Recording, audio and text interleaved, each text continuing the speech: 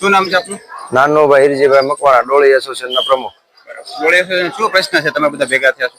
અમારા એક અસામાજિક તત્વોનો ખોટો ત્રાસ છે. ડોળી કામદારોને હેરાન પરેશાન કરવામાં આવે છે. વારંવાર અમારે કલેક્ટર સાહેબને શ્રીને રજૂઆત કરવા છતાં કોઈ પણ પ્રકારનું નિરાકરણ આવતું નથી. એ માટે અમે બધાની સહમતિ લઈ અને હડતાલ કરવાનું નક્કી કરેલું હતું.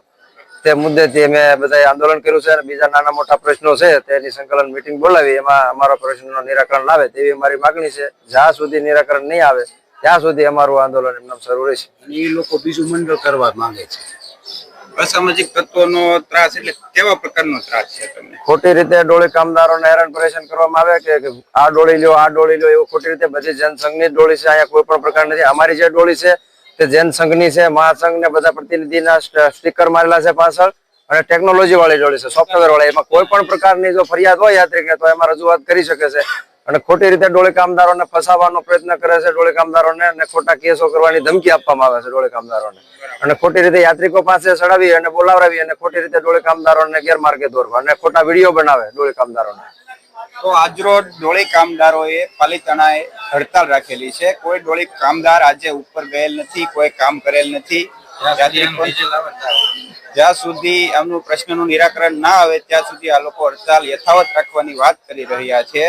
હજી વધારે જાણીશું બીજા પાસેથી આપણે કે શું શું પ્રશ્ન એમના છે અને આનું નિરાકરણ કેવી રીતે એ લોકો લાવવા માંગે છે. શું નામ છે તમારું? મારું નામ પ્રવીણભાઈ ઠાકરસિંહભાઈ ઠાકોર. હું આ ડોળી યુનિયનનો સભ્ય છું. અમારી એક માંગ છે કે આ વિરેશભાઈ કરીને વ્યક્તિ છે જે અહીંયા એજન્ટ તરીકેનું કામ કરે છે, જે અમારા ડોળીવાળા અમારું યુનિયન સ્વતંત્ર છે અને હંમેશા સ્વતંત્ર રહેવું જોઈએ એ અમારી માંગ છે. છતાં એ જે વચ્ચે ડોળી બાંધી અને બધા ડોળીવાળાને બળજબરીપૂર્વક એમની ડોળી લેવડાવે છે, એ તાત્કાલિક ધોરણે બંધ થવું જોઈએ.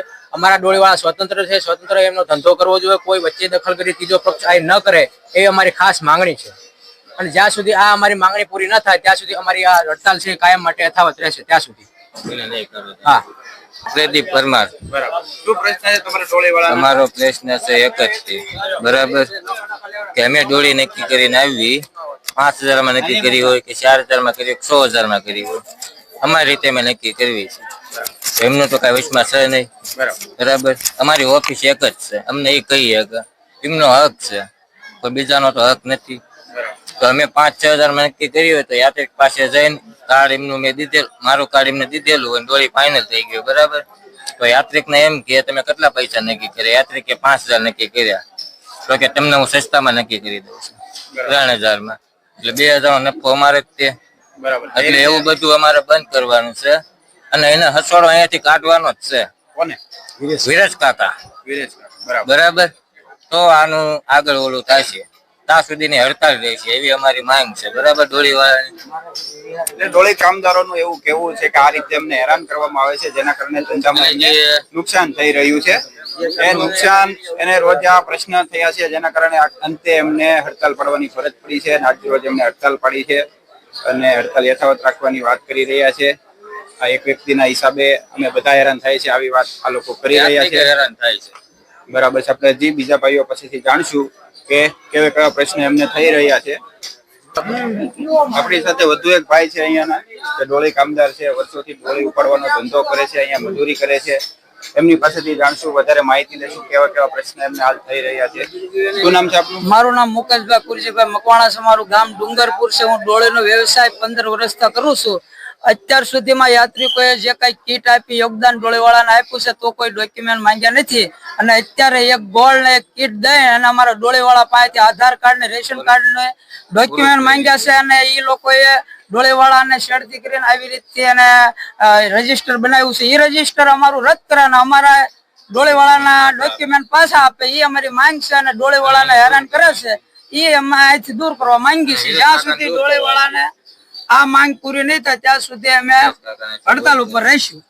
ડોક્યુમેન્ટ એને કયા કારણથી તમારી પાસે લીધા? ડોક્યુમેન્ટ એક ગોળ ને એક કીટ આપવાથી આધાર કાર્ડ ને રેશન કાર્ડ ની ઝેરોક્સ માંગી છે. એ શા કારણે માંગી? અત્યાર સુધી યાત્રિક દાન યોગદાન આપ્યું છે, એમાં કોઈ માંગ્યું નથી. તમે જ્યારે ડોક્યુમેન્ટ આપ્યા ત્યારે તમે પૂછ્યું? એવું કઈ પૂછ્યું નથી. કોઈ ડોળી વાળો ભણેલો નથી. હા, કોઈ ડોળી વાળો ભણેલો નથી, કોઈ વાંચ્યું નથી. અહીં કીધું કે તમને કીટ આપો તો તમે ડોક્યુમેન્ટ આપો તો કીટ આપી. ત્યાં ડોળી વાળા એ આપ્યું છે કીટ. શું નામ છે આપનું? બાપભાઈ સમા, ડુંગરપુર. 30 વર્ષથી હું આ ડોળીનો ધંધો કરું છું. અમારે પ્રશ્ન પહેલી વખત એવો આવ્યો છે કે હડતાલ માથે ઉતરવું પડ્યું અને ઈ વિરેશભાઈના હિસાબે અમે ઉતર્યા છીએ. વિરેશભાઈ ધર્મશાળામાં કોઈ પણ સંઘ લઈને આવે એને રાતે મળી અને કહે છે કે ભાઈ ડોળી તમારે ડોળીવાળા સાથે નક્કી નહીં કરવી, અમે તમને ફાયદામાં કરી દઈશું. આવું ઈ રોજ માટે કરે છે. ઈ ના કરે ઈ માટે અમારી આ માંગ છે. બરાબર. વર્ષમાં પ્રથમવાર એવું બન્યું છે કે ડોળી એસોસિએશન વાળાને હડતાલ પાડવાની ફરજ પડી છે. કોઈ વ્યક્તિ છે વિરેશભાઈ, જેમનું નામ તેઓ આપી રહ્યા છે, જેમના કારણે એમને એટલા બધા પ્રશ્ન થઈ રહ્યા છે, જેમના નિરાકરણ માટે આ હડતાલ રાખવામાં આવી છે. એમનું મીડિયા સમક્ષ અને જનતા સમક્ષ તેમજ સરકાર શ્રી સમક્ષ એવી માંગ છે કે આ પ્રશ્નનો ઉકેલ એમના દ્વારા કરવામાં આવે. પેઢી પાસે પણ એમની એવી માંગ છે કે આ પ્રશ્નનો વહેલી તકે એમનો ઉકેલ કરવામાં આવે.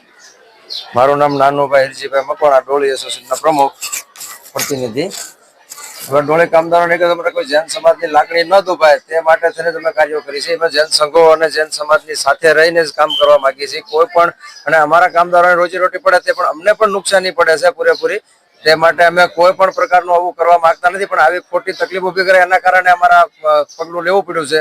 ત્યારે આજ દિન સુધીમાં ક્યારે આવું કરવું પડ્યું નથી. આજ આ પ્રશ્ન ઉભા થાય એના માટે આ બધું કરવું પડ્યું છે. અમારે આ એક તાત્કાલિક બંધ થાય તેવી અમારી માગણી છે.